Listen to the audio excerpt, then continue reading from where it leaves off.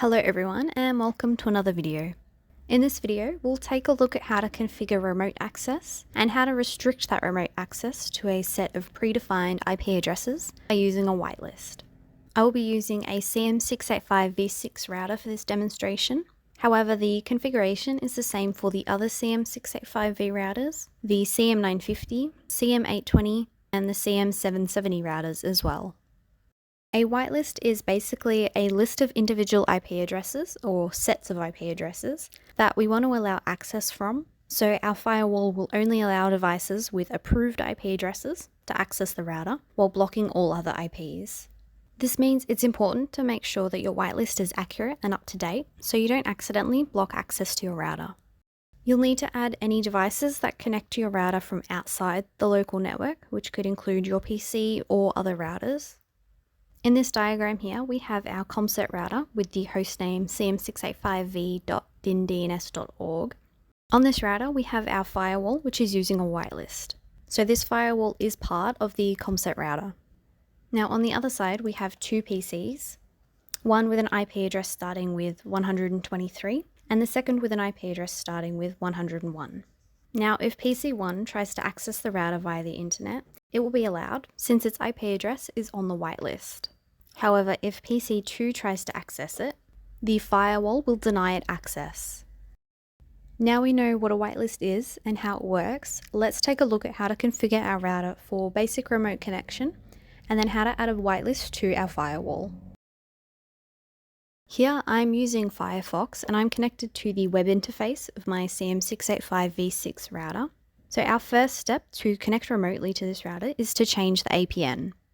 To do this, you'll need to have a SIM enabled for public IP use, which you can check with your provider.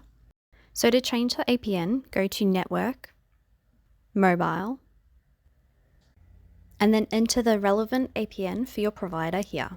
For Telstra, this is telstra.extranet. Once you've done that, click Save and Apply. Next, let's set up dynamic DNS, which will allow us to access this router via a hostname instead of the public IP address.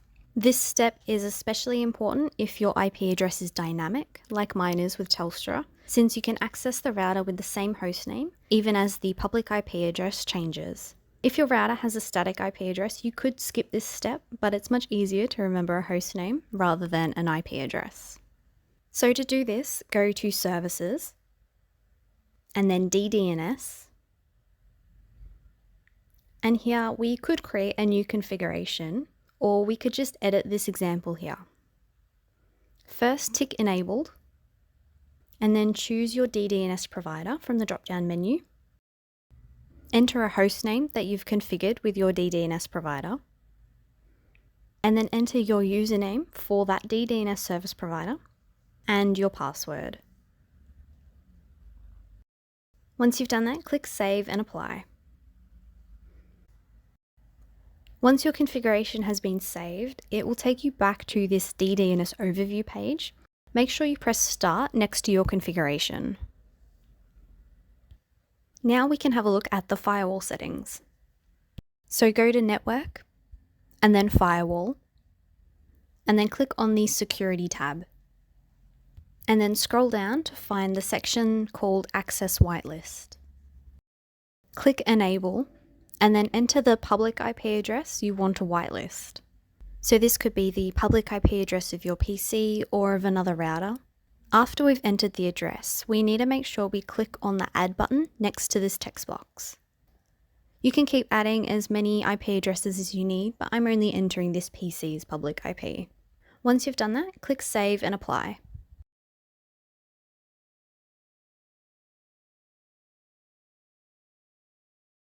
Now for some added security, I'm going to make sure that the access from WAN for HTTP, HTTPS, and SSH is disabled.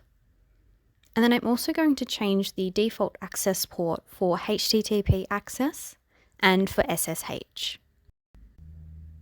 This improves security by preventing unwanted access by HTTP and HTTPS from outside the local network, and changing the default HTTP and SSH ports from the default makes it more difficult for attackers to access, since they then have to guess the new port number. Now to test this configuration, I'm going to disconnect the Ethernet port between my PC and the router, and then I'm going to type in the DDNS hostname, specifying that new port number. And if everything's configured correctly, you'll be able to load the web interface.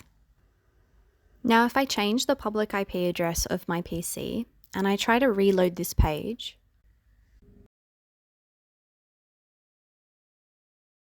we can see that I can no longer access the web interface because the new IP address isn't on that whitelist. Okay, so that's all for this video. We've looked at how to set up remote access to our router and then how to restrict that remote access to a set of predefined IP addresses using a whitelist. Thank you all for watching. I'll see you in the next video.